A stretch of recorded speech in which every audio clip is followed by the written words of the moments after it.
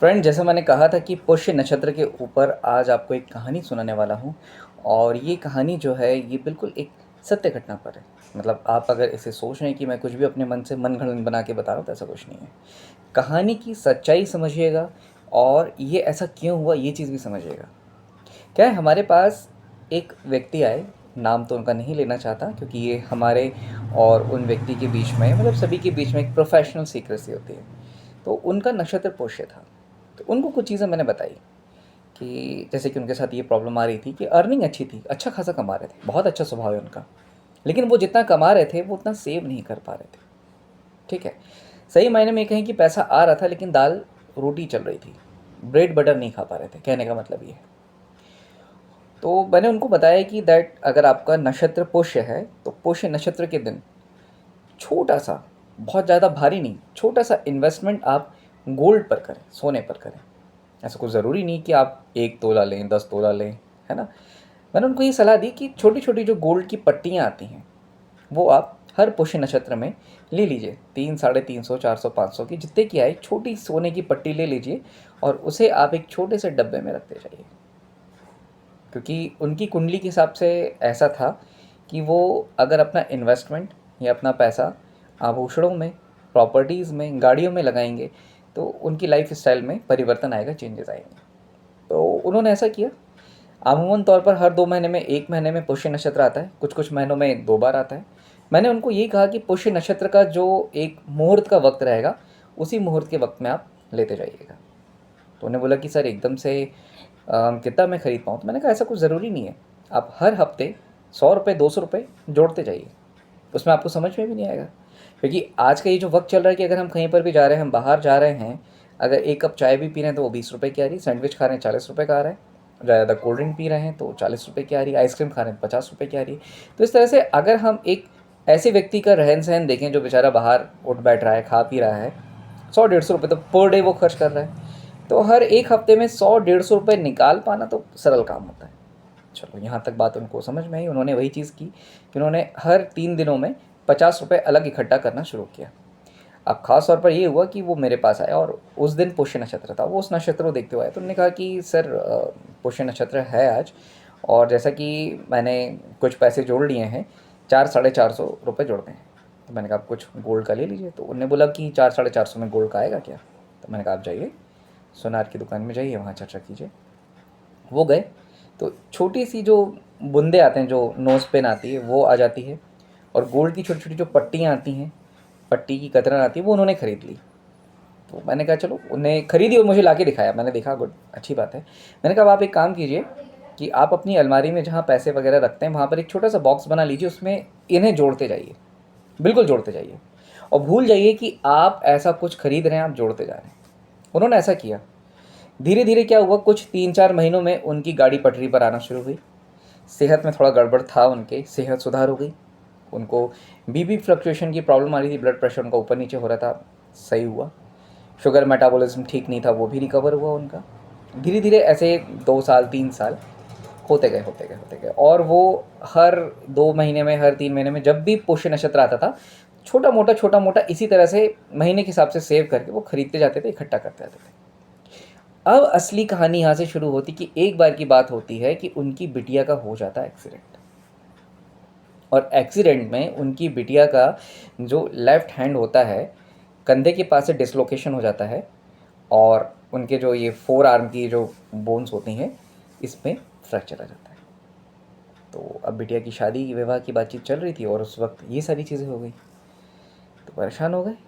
ये सारी चीज़ें हुई कि भाई ऑपरेशन में अच्छा खासा तगड़ा खर्चा आने वाला है, लेकिन खुदा ना खास्ता उनके पास कोई पॉलिसीज़ भी नहीं थी और इतना ज़्यादा पैसा भी नहीं जुड़ा हुआ था कि ऑपरेशन में वो खर्च कर पाएँ। ऑपरेशन में लगभग लाख, सवा लाख के आसपास खर्चा था। अब अचानक से कोई भी चीज़ ऐसे भारी से आ जाती तो हम नहीं समझ पा रहे हैं कि हो क्या रहा है, करना क्या है। तो वो बिटिया की कुंडली लेकर आए। हालांकि वो हॉस्पिटल में एडमिट किया, रॉ डालने की बात हुई, तो कुंडली लेकर आए कि सर बताइए कैसा क्या करना है। तो जो मैंने तो कुंडली उनसे बोल दी कि आप रख जाइए, मुझे थोड़ा सा एनालिसिस करना पड़ेगा, देखना पड़ेगा, देन आफ्टर मैं कुछ तय करूँगा, आपको बताऊँगा। तो पूछ रहे थे कि एकदम से ऐसा हो गया मेरे साथ, सब सारी व्यथा वो बता रहे थे। तो मैंने कहा आपको याद होगा कि मैंने आपको कुछ चीज़ें जोड़ने के लिए कहा था। अब जनरली ये होता है कि अपन भी भूल जाते हैं कि इतनी सारी रेमेडीज़ हमारे पास बहुत सारे लोग आते हैं, हम किन को क्या बता रहे हैं क्या नहीं बता रहे हैं। तो ऐसा ऐसा मुझे क्लिक हुआ कि मैंने इनको कुछ बोला था, और इस बात को लगभग 2.5 से 3 साल हो चुके थे। तो मैंने कहा देखो कैसा क्या है। तो उन्होंने बोला हाँ आपने तो कुछ बताया था, मैंने इकट्ठा करते क्यों, मैंने ऐसा कुछ देखा नहीं कितना क्या इकट्ठा हो गया। तो मैंने कहा कि अगर आपके पास इस तरह का कुछ इकट्ठा हुआ है तो अब ये सही वक्त है कि अगर आप उसको बेच पाएँ, कुछ सेल कर पाएँ तो अच्छी बात है। तो ये बात तब की है जब आप लोगों को मालूम होगा कि गोल्ड एकदम से कम हुआ था, सोने के भाव एकदम से गिरे गिरे थे। 26-27 हज़ार रुपये के आसपास, 10 ग्राम के आसपास आ गया था गोल्ड। तब से लेकर लगातार 3 साल तक वो 26, 27, 28, 29, 30 हज़ार के आसपास 10 ग्राम्स के हिसाब से लेकर वो 2 साल 3 साल तक परसिस्ट करता रहा, लगभग 45 हज़ार के भाव तक। गोल्ड की बात कर रहा हूँ। अब यही एक ऐसा वक्त था कि जब ये इन्वेस्ट करते गए पुष्य नक्षत्र के हिसाब से, जब वो उन्होंने निकाली कतरने और नोज पेन के जो बूंदे निकाले वो काफ़ी सारे उनके इकट्ठे हो गए थे।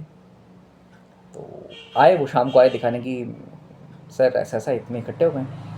तो मैंने कहा इतना तो जोड़ लिया है, अच्छी बात है। आप एक काम करो, पैसे की तंगी आ रही तो पूछ लो कि अगर हम इसे बेचेंगे तो क्या भाव हो जाएगा। तब लगभग 47 के आसपास गोल्ड पहुंच गया था। अब सोचिए कहाँ इनकी परचेजिंग थी, 26, 27, 28, 29 इस भाव के हिसाब से। और जब ये आई कंडीशन 2-4 साल बाद कि उनको बेचना पड़ा, तब 45-47 के आसपास चल रहा था। तो वहाँ वो गए, वो छोटे छोटे जो कतरन थी उसके हिसाब से जब उन्होंने ग्राम के हिसाब से करवाया तो उनके पास आज भी मुझे याद है 51 ग्राम या 52 ग्राम के आसपास जुड़ गया था। और उस वक्त जो 10 ग्राम की जो कीमत थी 47 से 48 हज़ार के आसपास थी। अब आप सोचिए, हिसाब लगा लीजिए कि पुष्य नक्षत्र में उनके द्वारा किया गया इन्वेस्टमेंट जो था किस हद तक उनके लिए, यहाँ पे मैं ये नहीं कहूँगा कि प्रॉफिटेबल, कि भाई लड़की का एक्सीडेंट हुआ है तो ये थोड़ी कहूँगा कि वो सोना इनको प्रॉफिट देके गया, लेकिन ये एक कृपा हुई उनके ऊपर, पुष्य नक्षत्र की कृपा हम कहेंगे कि भाई वो एक छोटा सा इन्वेस्टमेंट जो उनको उस वक्त नज़र नहीं आ रहा था, आज ये जो विपदा के टाइम पर ये पैसे समझ में आ रहे हैं वो इक्वलाइज हो गए, बराबर हो गए। तो ये एक चीज़ उनको समझ में आई कि ऑपरेशन में जहाँ उनका लाख 1.5 लाख के आसपास का खर्चा बैठा था, तो वहीं ये गोल्ड उनको जाते जाते कम से कम 2,25,37,000 रुपये के आसपास इतना दे कर गया, उसमें भी से कुछ पैसा बचा उनके पास। तो ये एक मैंने सोचा कि आप सभी को मैं कहानी आज अपने चैनल के माध्यम से बताऊंगा, और यही चाहूँगा कि आपने अगर इस कहानी को नहीं सुना है, आगे बढ़ा कर वीडियो देख लिया, तो हर एक शब्द इस कहानी का सुनिएगा, सीखिएगा, समझिएगा। और यदि आप लोग भी पुष्य नक्षत्र के जातक हैं, ज़रूरी नहीं कि आप जातक हो, पुष्य नक्षत्र में अगर अभी तक आपने गोल्ड की खरीदारी नहीं की है तो छोटा छोटा खरीदना शुरू करो, क्योंकि ये एक इन्वेस्टमेंट ऐसा है कि आपने पैसा लगाया और वही पैसा कन्वर्ट होकर गोल्ड के भाव में आपके ही पास है। वही जब आपको ज़रूरत पड़ रही है आप उसको बेच करके, सेल करके अपनी विपदाओं से, आपदाओं से बच सकते हो। एक छोटी सी कहानी थी जो सत्य घटना पर थी, मैंने सोचा कि पुष्य नक्षत्र के वक्त पर आप सभी से मैं शेयर करूं। तो यदि आपको ये एक बात अच्छी लगी हो, समझदारी वाली बात लगी हो, तो आप इस चैनल को सब्सक्राइब करें और लोगों से भी ये बात आप शेयर करें। और आपकी जो भी राय है मुझे कमेंट्स के माध्यम से दें। और हर बार कैलेंडर में आप देखते रहें कि पुष्य नक्षत्र कब है।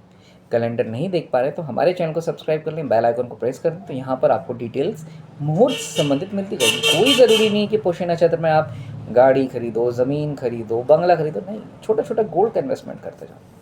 तो डिटेल आपको कैसी लगी, कहानी कैसी लगी, ये मुझे बताइएगा, और आपकी राय मुझे कमेंट्स के माध्यम से ज़रूर देखिएगा। और हाँ दोस्तों, long section video, short section video ज़रूर देखिएगा। धन्यवाद।